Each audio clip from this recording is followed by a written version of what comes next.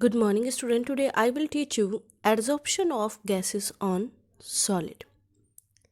Yesterday we discussed about the adsorption, absorption, सारी चीज़ें हमने डिटेल में पढ़ी थी. तो आज जो हम पढ़ेंगे factor affecting absorption of gases on solids.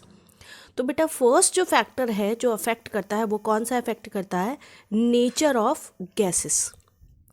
Nature of gas यानी कि गैस का नेचर भी ये अफेक्ट करता है कि एड्जॉर्प्शन कितना होगा, कम होगा कि ज़्यादा होगा. अब इसी में हम नेचर ऑफ गैस में हम पढ़ लेते हैं क्रिटिकल टेम्परेचर. बेटा क्रिटिकल टेम्परेचर अगर मैं नॉर्मल लैंग्वेज में बोलूँ तो क्रिटिकल टेम्परेचर बेटा वो टेम्परेचर होता है जहाँ आप गैस को, जिस टेम्परेचर पे आप गैस को आखिरी बार देखते हैं, है ना, उसके बाद वो लिक्विफाई होना शुरू हो जाती है. यानी कि वो टेम्परेचर जहाँ पर गैस लिक्विफाई होनी शुरू हो जाती है, यानी कि गैस का जो एग्जिस्टेंस है वो ख़त्म हो जाता है और वो किस में, लिक्विड में चेंज होना शुरू हो जाती है. जिस टेम्परेचर पे, वो टेम्परेचर हमारा क्या कहलाता है? क्रिटिकल टेम्परेचर कहलाता है. So we can say that minimum temperature above which a gas can not be liquefied, however high pressure में बी अप्लाइड. तो बेटा the ease with which a gas can be liquefied is mainly determined by its critical temperature. तो देखो कोई भी जो gas है वो किस टेम्परेचर पर लिक्विफाइड हो सकती है, वो आसानी से लिक्विफाइड होगी या नहीं होगी, उसको हम किसके बेस पे बता सकते हैं? कि क्रिटिकल टेम्परेचर के बेस पे हम बता सकते हैं. तो अगर किसी गैस का जो क्रिटिकल टेम्परेचर हाई है तो वो गैस क्या होगी, उतनी ही ज़्यादा क्या हो जाएगी, आसानी से लिक्विफाइड हो जाती है. ठीक है. तो जो इजीली गैसें लिक्विफाइड होती हैं वो आप अपनी स्क्रीन पर भी देख सकते हो. H2O2 N2, ये कुछ गैसें ऐसी हैं जो आसानी से क्या हो जाती हैं, लिक्विफाइड हो जाती हैं. इनका जो क्रिटिकल टेम्परेचर है वो बहुत ज़्यादा हाई होता है. So student we can say that absorbed on the solid to a greater extent. तो ये जो गैसेस हैं वो एक ग्रेटर एक्सटेंट में किसी ऑब्जेक्ट के ऊपर क्या हो जाती हैं, एब्जॉर्ब्ड हो जाती हैं. Okay. So student adsorption increase with increase in critical temperature. अगर किसी गैस का क्रिटिकल टेम्परेचर जितना ज़्यादा है उतना ही ज़्यादा क्या होगा, एड्जॉर्प्शन होगा. चलिए अब बात कर लेते हैं नेक्स्ट पॉइंट की, नेचर ऑफ एब्जॉर्बेंट. अब बेटा एड्जॉर्प्शन कितना होगा, कम होगा कि ज़्यादा होगा, ये एड्जॉर्बेंट के नेचर पे भी डिपेंड करता है. ठीक है. जैसे कि चारकोल है, charcoal is a good absorbent for gases which are easily liquefiable while PD और निकल. अगर पीडी और निकल होते हैं तो जो हमारी चारकोल है वो एक सबसे मतलब गुड एब्जॉर्बेंट की तरह वर्क करती है. ठीक है. जैसे charcoal is a good absorbent for poisonous gases like methane, chlorine. ठीक है. जो चारकोल है वो एक गुड एब्जॉर्बेंट है जो पॉइजनस हमारी गैसेस होती हैं.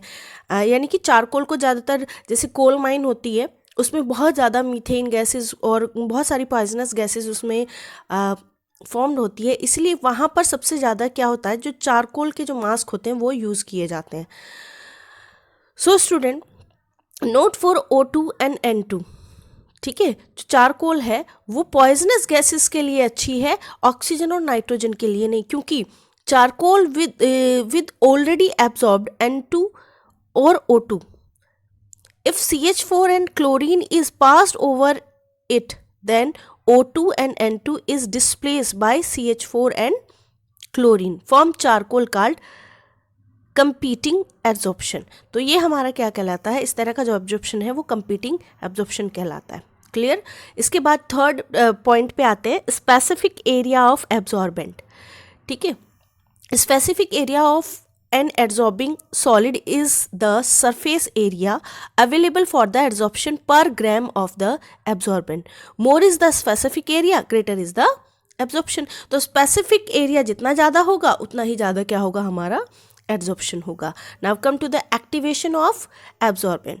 अब देखिए बेटा, अगर हम अपने एब्जॉर्बिंग पावर को बढ़ाना चाहते हैं, ठीक है, किसी एब्जॉर्बेंट की एब्जॉर्बिंग पावर को बढ़ाना चाहते हैं, तो it can be achieved by making absorbent surface कैसा होना चाहिए, रफ होना चाहिए, या तो हम केमिकली या मैकेनिकली मेथड से हम उस एब्जॉर्बेंट के सरफेस एरिया का क्या कर दें, रफ कर दें, breaking it into small pieces, या फिर हम छोटे छोटे जैसे चौक है हमारे पास, या फिर जैसे हमारी सिलिका जेल्स हैं, आप देखते हो कि उनको अगर जितना हम फाइन कर दें उतना ही वो उनका क्या होगा, वो एब्जॉर्ब कर पाएंगी, एब्जॉर्ब कर पाएंगी अपने ऊपर दूसरे सब्सटेंस को ना। स्पेसिफिक ट्रीटमेंट भी हम दे सकते हैं। Wood charcoal can be activated by heating it between 650 kelvin to 1330 kelvin के बीच में अगर हम वुड चारकोल को क्या करें, हीट करें, तो वो एक्टिवेटेड हो जाती है। ठीक है, now come to the effect of pressure. Pressure का इफेक्ट क्या पड़ेगा, एक्सटेंट ऑफ एड्जॉर्प्शन, जो एड्जॉर्प्शन का जो एक्सटेंट है, ठीक है, हम इसे ऐसे एक्सप्रेस कर सकते हैं, extent of adsorption is expressed as x by M. X by M क्या है कि आपका एक्सटेंट ऑफ एड्जॉर्प्शन कहलाता है ये, जहाँ m is the mass of absorbent and x is the absorbent, जहाँ x क्या है, एब्जॉर्बेट है, यानी कि जो दूसरा सब्सटेंस आकर पहले वाले सब्सटेंस पर एक्यूमुलेट होता है, और x क्या है, एब्जॉर्बेट है। तो इनिशियली अगर हम एब्जॉर्प्शन ऑफ गैस को हम क्या करें, इंक्रीज करें by increasing the pressure, but after some time जो इक्वेशन एस्टेब्लिश होगी एब्जॉर्बेट और एब्जॉर्बेंट के बीच में, ठीक है, एब्जॉर्बेट और एब्जॉर्बेंट मॉलिक्यूल के बीच में जो इक्वेशन एस्टेब्लिश होगी वो क्या होगी कि अगर आप प्रेशर को इंक्रीज कर रहे हो at the equilibrium, then there is no change in extent of adsorption. This state is known as saturation state. यानी कि जब क्या हुआ, आपने एड्जॉर्प्शन स्टार्ट किया, मैंने पहले भी आपको बताया था प्रीवियस वीडियो में कि पहले तो एड्जॉर्प्शन हायर रेट पे होगा और धीरे धीरे स्लो हो जाएगा, क्योंकि आपका सरफेस एरिया क्या हो जाएगा, कम हो जाएगा। इसी तरह से हमारा प्रेशर भी क्या करता है, इफेक्ट करता है। And pressure at this state called saturated pressure.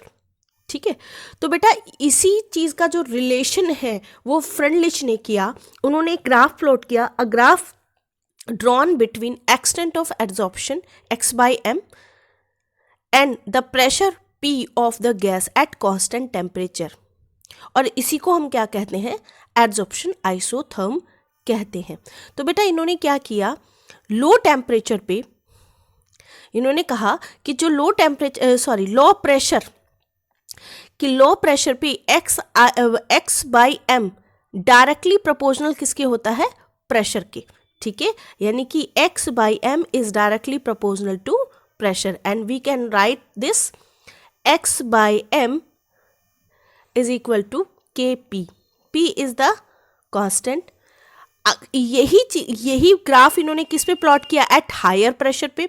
तो आफ्टर द सैचुरेशन प्रोसेस आप देख सकते हो यहाँ पे इस वाले ग्राफ में आप देख सकते हो, this is the amount of gas absorb, this is the amount of gas absorb and this is the pressure which we apply. ठीक है, तो अगर हम प्रेशर बढ़ाते हैं, इफ वी इंक्रीज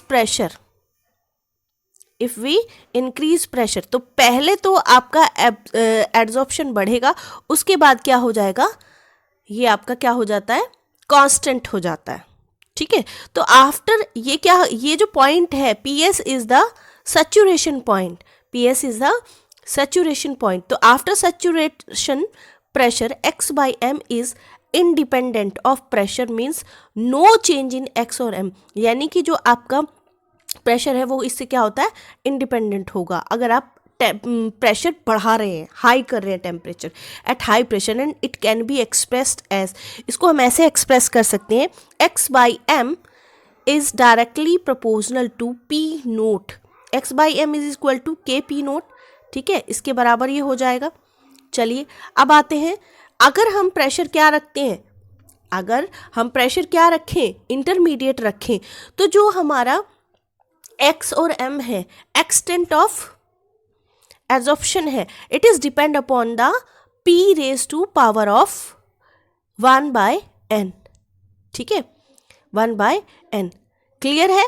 तो इसमें अब हम देखो हम इसको कैसे एक्सप्रेस कर सकते हैं, x/m is directly proportional to p to the raise power an/n। अब इस प्रोपोर्शनल को हटाने के लिए we use x/m is equal to k p raise to the power 1/n। यानी कि अगर हमारा क्या हो, n क्या है, अगर हमारा n ग्रेटर है किससे, 1 से, तो हमारी इक्वेशन क्या होगी, ठीक है। अगर हमारा n ग्रेटर है किससे, 1 से, तो यही जो इक्वेशन है हमारी, इसी इक्वेशन को हम क्या कहते हैं, फ्रेंडलिच आइसोथर्म इक्वेशन कहते हैं। अब देखिए बेटा, इसी इक्वेशन में अगर हम लॉग ले लें, यानी कि जो हमारी फ्रेंडलिच आइसोथर्म थी, इसका हम क्या ले लें, लॉग ले लें, तो देखो क्या होगा, log xm is equal to log k plus 1/n log p। तो अगर हम ग्राफ प्लॉट करते हैं लॉग xm और किसके बीच में, लॉग p के बीच में, कांस्टेंट टेम्परेचर पे, तो इसको हम क्या कहते हैं, फ्रेंडलिच आइसोथर्म कर्व। अब आप देख रहे हो जो हमारी पार है, ये पार हमारी क्या है, स्लोप, ठीक है, और लॉग के इज द इंटरसेप्ट, ये क्या है हमारा, इंटरसेप्ट है। क्लियर। चलिए अब आते हैं एब्जॉर्प्शन फ्रॉम सॉल्यूशन। अब देखिए सॉल्यूशन से भी एब्जॉर्प्शन हो सकता है, तो बेटा absorption process also takes place in solution and it is used to remove colouring matter from solution of organic substance. तो जितने भी ऑर्गेनिक सब्सटेंस हैं उनके कलर को रिमूव करने के लिए ये सबसे ज़्यादा यूज़ किया जाता है। तो देखिए एक मोस्ट फैमिलियर एग्जाम्पल है रॉ शुगर, जो हम नॉर्मली शुगर खाते हैं। Raw sugar solution is decolourised by animal charcoal, यानी कि जो हमारी शुगर प्रिपेयर की जाती है, तो शुगर को के क्रिस्टल को कलरलेस बनाने के लिए उसमें एनिमल चारकोल को मिलाया जाता है, जिससे हमारी जो रॉ शुगर है वो वाइट हो जाती है, ठीक है। तो देखो according to the Freundlich adsorption isotherm is also applicable in adsorption from solution where we use equilibrium या where we use equation concentration in place of pressure. तो देखिए यहाँ पर जहाँ हमने प्रेशर लिया था उस प्रेशर की जगह हम क्या यूज़ करेंगे, यहाँ पर कंसंट्रेशन, क्योंकि जब हम किसी सॉल्यूशन के अंदर एनिमल चारकोल को डिप करते हैं तो एनिमल चारकोल क्या कर लेती है, सॉल्यूशन के अंदर की सब्सटेंस को क्या कर लेती है, अपने ऊपर एब्जॉर्ब कर लेती है, जिसकी वजह से कंसंट्रेशन डिक्रीज हो जाती है, ठीक है। Now understand this equation. तो इसी का अगर हम लॉग ले लें तो लॉग भी हमारा क्या हो जाएगा, log X M is equal to log K plus 1/n log C, ठीक है बेटा। अब हम बात करेंगे इफेक्ट ऑफ टेम्परेचर की। तो बेटा हमने पहले भी पढ़ा था कि अगर एड्जॉर्प्शन में क्या होगा, आप हीट दे रहे हो, अगर आप हीट दे रहे हो तो क्या होगा, डिसॉर्प्शन होगा, ठीक है। अगर आप टेम्परेचर को कम कर रहे हो तो एड्जॉर्प्शन विल बी इंक्रीज। तो so according to La Chatelier principle, the magnitude of adsorption should be decreased with rise in temperature. तो according to La Chatelier कि अगर adsorption क्या होगा, adsorption will be decrease when temperature will increase। जैसे temperature increase होगा तो adsorption क्या होगा, decrease होगा। A graph between extent of adsorption and temperature T at constant pressure is called adsorption isobar. तो अगर हम क्या करते हैं, प्रेशर को कांस्टेंट रखते हैं और ग्राफ एक्सटेंट ऑफ एड्जॉर्प्शन और टेम्परेचर के बीच में खींचते हैं, तो वो ग्राफ हमारा क्या कहलाएगा, एड्जॉर्प्शन आइसोबार कहलाएगा। देखिए फिजियोजॉर्प्शन में क्या होता है कि जैसे जैसे आप क्या करते हैं, टेम्परेचर इंक्रीज करते हो, टेम्परेचर इंक्रीज कर रहे हो, ये क्या है आपका एक्सटेंट ऑफ एड्जॉर्प्शन।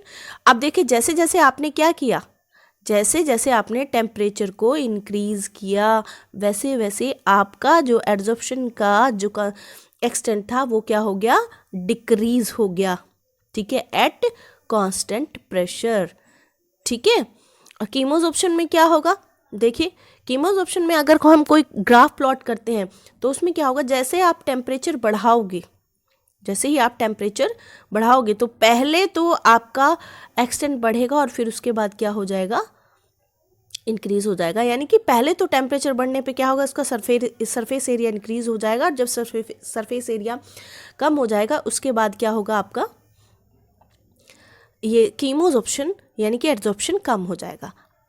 अब देखिए एप्लीकेशन ऑफ एड्जॉर्प्शन। एड्जॉर्प्शन के एप्लीकेशंस क्या है। पहला जो एड्जॉर्प्शन सबसे ज़्यादा यूज़ किया जाता है, production of high vacuum by charcoal. Charcoal के थ्रू हाई वैक्यूम का क्या करना, प्रोड्यूस करना। देखियो वैक्यूम कब क्रिएट होता है, जब हम किसी एनिमल चारकोल को रख देते हैं तो गैस उसके ऊपर क्या हो जाती है, आकर एक्यूमुलेट हो जाती है या रिटेन होना शुरू हो जाती है। तो क्या हो जाता है, जो सराउंडिंग है उसमें जो गैस की क्या हो जाती है, कमी हो जाती है, या कहते हैं कि सारी की सारी गैस चारकोल पर आकर इकट्ठा हो जाती है। तो इसका यूज़ हम वैक्यूम क्रिएट करने के लिए कर सकते हैं। गैस मास्क जो होते हैं आपके, gas mask consisting of activated charcoal using for breathing in coal mine to absorb poisonous gas. तो जैसे कि मैंने आपको पहले भी बताया था कि जो कोल माइन होती है वहाँ पर मीथेन गैस, बहुत सारी पॉइजनस गैसें क्या होती हैं, निकलती हैं। तो वहाँ पर गैस मास्क बनाने के लिए एड्जॉर्प्शन का एप्लीकेशन होता है। Control of humidity by using silica gel and aluminium gel for removing moisture को रिमूविंग करने के लिए सिलिका जेल या एल्यूमिनियम जेल को यूज़ किया जाता है। आपने देखा होगा जब आप कोई बैग लाते हैं, शूज़ लाते हैं, बहुत सारी चीज़ें जब आप लाते हो तो उसमें छोटी सी सिलिका जेल की एक वो निकलती है, पाउच निकलता है, ठीक है। तो वो क्या करता है, आपकी जो भी आपका गुड्स है, जो भी आपका सामान है, उसको किससे बचाती है, ह्यूमिडिटी से, मॉइस्चर से बचाती है।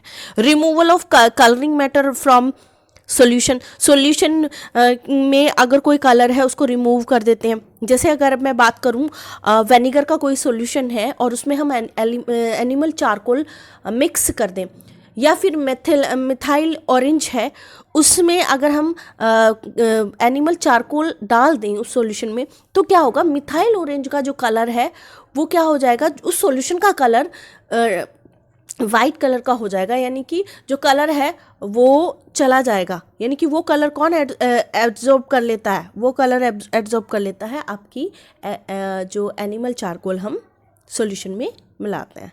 अब now come to the heterogeneous catalyst.